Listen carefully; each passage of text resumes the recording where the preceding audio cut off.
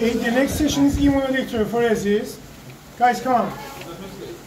Some of you should stand here to see the whiteboard.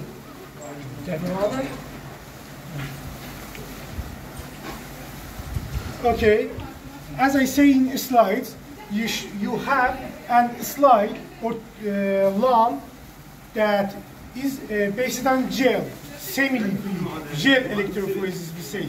Okay, we have a punch in here. Okay, we add antigen to here. Then the electricity is conducted. Okay, antigen is diffused during the gel. Okay, after this step, we add serum to here. Okay, then we allow them to diffuse to each other, and it makes some arcs in different region of gel. Okay, if you have more than one arc, your slide is polyclonal antibody, and if you have only one arc, your slide related to monoclonal antibody. Okay, go and check your slides. Here we have a slide latex test. Okay, in tube number 1, you should add the patient serum. Okay, serum, and here serum. Okay, then you add the buffers for CRP in place 1, and for RF in place 2. Okay, then you should report the result for us. Okay, if you see the agglutination like this, okay, this is the result of 1. Agglutination like this, you should report the positive. This patient serum is positive for CRP. And also for RF, the result is like the number 1. Okay, if you see the agglutinations and the complex, you should report as positive result, and if you don't see any complexes and depositions in your slide, you should report as negative serum. This is very simple experiment. You can CRP.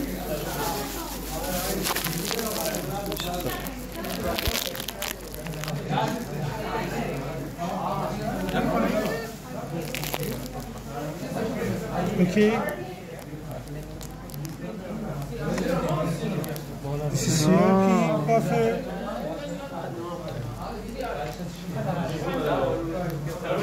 Two droplets. Two droplets, okay. Okay.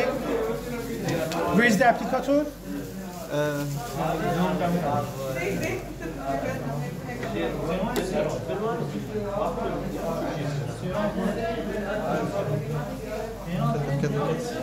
Cold, right on cold. Let them 1 minute. Okay, then you should dispose it. For RF. You didn't have the patient serum. Patient serum. Number 2. Number 2 here. Okay.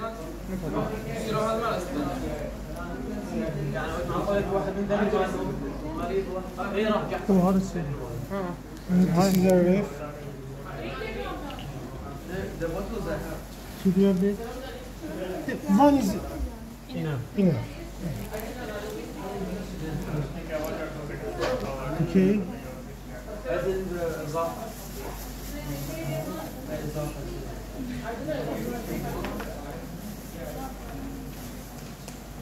Okay. As you see, we see the complex for CRP here, and we don't see the complexes for RF here. So the serum for CRP is positive, and for RF is negative. Okay? Okay. That is very simple. Yes. Room temperature tube or RT tube. Crossmatch first. The second one is albumin. We write it ALB on it. This is the second one. And the third one, indirect foods or anti-human globulin tube, as I explained for you completely. When we bring it out from the centrifuge in the laboratory, you can see the sediment, as I explained for you. You can see the sediment of the RBCs at the bottom of the tube. It is not agglutination. When you bring it out, all of the tubes from the centrifuge, because of the gravity of the earth, you can see all of these tubes in this way. The RBCs gathered at the bottom of the tubes. Don't report in this way. If I don't shake the tubes, I see the sedimentation at the bottom of the tubes, and I report all of the positive. But it is wrong. You must shake very gently in this way. If you see some particles, something like this in your tube, it means that you have agglutination in the tube. Something like this. You can see some particles in your tubes. When you see in front of the lamp, something like this, in front of the light, you can see these particles in your tubes. These particles of the agglutination, not sedimentation. The sedimentation is not my result. The agglutination is our result. When you shake it gently, if you see the particles in it, it means that there is agglutination. If you don't see any particles, it means that you don't have any action. So, in each tube that you see that, you must write on your paper sheet, for example, in RT tube, I see the agglutination because I see the particles in the tube. So it is positive. They are incompatible for IgM antibodies. Again, in the second tube, in the albumin tube, again, if you see these small particles, it is positive. It means that they are incompatible for complete IgG. Again, if you see these particles in the third tube, again, they are incompatible for incomplete IgG. You must write all of this on your paper sheet. In the exam, you must know everything about these three tubes. If you don't see any agglutination in each tube, I mean, don't see any particles in the tube, it means that this tube is negative. Maybe they are incompatible with each other. Again, you must write on your paper sheet. Practical immunology. Consider that you are a teamwork in the hospital and you have a patient. He is a 13-year-old boy and he suffered from the leukemia. As a medical team in the hospital, please tell me what is the last solution for this kind of patient? Do you know what is leukemia? Blood cancer, yes. What is the last solution for something like this person? Bone marrow transport? Bone marrow transplantation. So, as a teamwork in the hospital, you want to do a surgery, bone marrow transplantation. Before starting your bone marrow transplantation, you mean that you have a donor that is your patient. So you must find a recipient. Am I right? Who can be the best recipient for this donor? And how you can find the best recipient for your donor? Close related. Close related. What does it mean? Who? His parents, his brothers, His parents. sisters. Another idea? His first cousins. Cousin, brother, sister, parents. Any idea? Children. What? Children. He's 10-year-old. Children. Grandfather, do you? Grandparents? Maybe. So as a teamwork, you have many ideas. Someone will tell me the parents are the best recipient for this person. Some of you tell me the sister and brothers. Some of you tell me that maybe, but he's 13-year-old boy, so he doesn't have child. Maybe grandfather and grandmother, maybe his cousin, maybe his neighbors. Huh? No? I am a volunteer. I don't have any relationship with your patient, but I am a volunteer. I want to give my bone marrow to your patient. Do you accept me? Yes. Sure. Yes? If Why yes, why no? Yes, because maybe he could.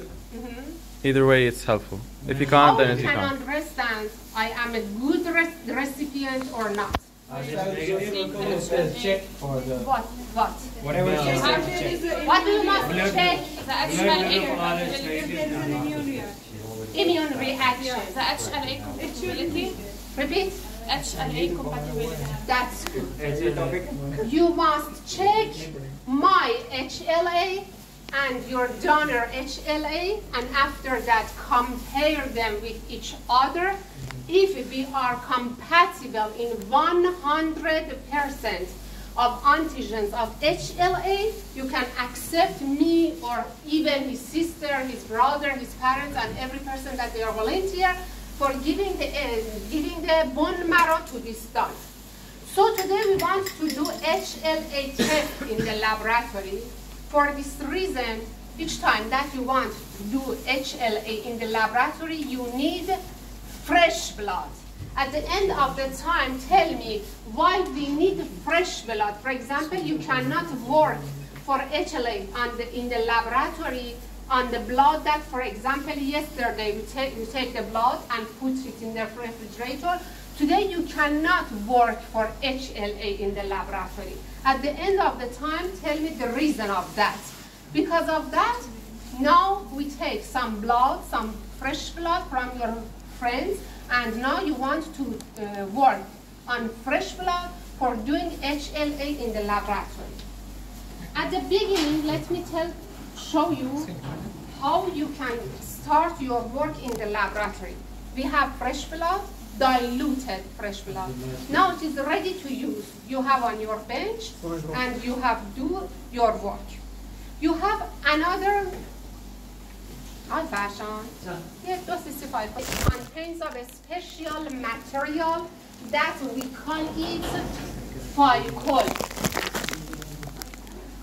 Ficol is a concentrated sugary buffer.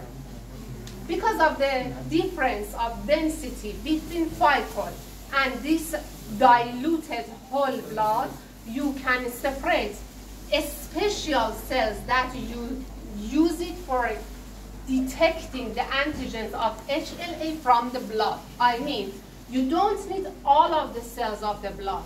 For detecting the antigens of HLA, you need to separate some special cells. Do you have any idea which kind of cells you can detect antigens of HLA on the surface of that? Lymphocytes. It's human lymphocytes. The lymphocytes are the best cells in the laboratory for separating the antigens of the HLA from the surface of that. Because of that, we use this Ficol for separating lymphocytes from the whole blood. How you can use this Ficol? You have a small pipettes or droppers on your bench. First, I'll push the bubble at the end of that, and after that, I mix gently the blood. And now I can take blood in this way. After that, I put the tip of my dropper on the inner layer of my tube in this way.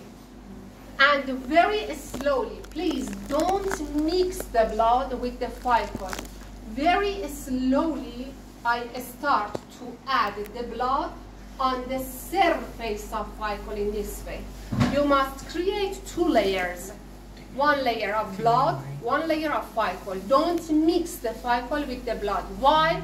Because the Ficol is so cytotoxic for the cells of the blood.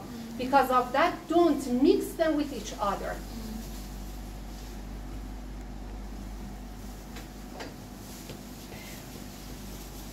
You have 2 ml of Ficol, you must add 4 ml of blood that you have in your tube on the surface of the Ficol.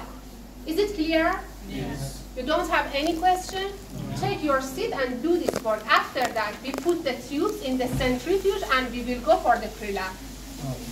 Of the tube, the plasma, the Ficol, between the focal and plasma, you can see a cloudy white ring. Yes. This is the lymphocyte ring. Yeah. And you can separate it by pipettes or droppers. Again, I push the bubble of that.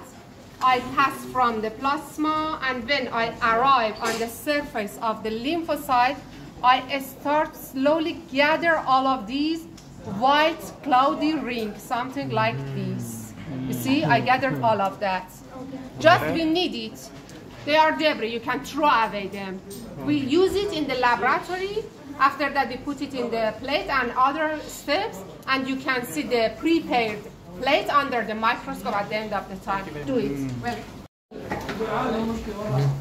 After that, as I explained for you, we add the lymphocyte by a special syringe to this special plate that we call it HLA plate. And after that, after 30 minutes, we add complement. After 90 minutes, we add complement. And after 30 minutes, we add complement. After 90 minutes, we add dye and formalin. At the end of the time, you can see the dyes by your eyes. But it is necessary to put under the microscope for what? For seeing the alive and dead cells. You can see one well, something like this, under the microscope. It is red because already we add eosin. Why? That it is a red color. In the middle of this dye, you can see some cells. Now I put for you under the microscope. You can see on the right side something like this. They are something like beads. They are shiny. They are alive cells. You can see them all of here under the microscope. And here, again under the microscope, as I put for you under the microscope, you can see something like this. They are not shiny. They are bigger. They are not something like beads, something like this. You can see them here. They are dead cells. And we report this for you negative. This one for you positive. You can see something like this under the microscope. After that, please write for me on your paper sheet, and after that you can go. If you don't have any question, you can go to the microscope and see these cells.